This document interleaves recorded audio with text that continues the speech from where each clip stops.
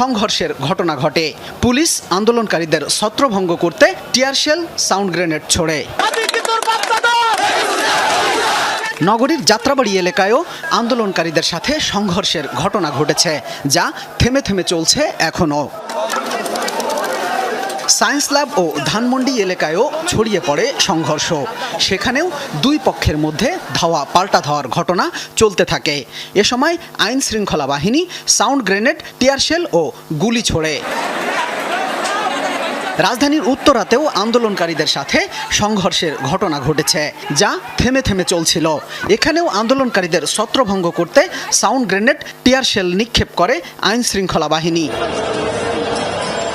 এছাড়াও রাজধানীর রামপুরা, আফতাবনগর, বাড্ডা, মিরপুর, ইসিবি চত্বর সহ নগরীর বিভিন্ন এলাকায় চলে দুপক্ষ, কোনো কোনো ক্ষেত্রে ত্রিপক্ষীয় সংঘর্ষ। আইন শৃঙ্খলা বাহিনী আন্দোলনকারীদের ছত্রভঙ্গ করতে সতর্ক অবস্থানে রয়েছে। শামীম রেজা,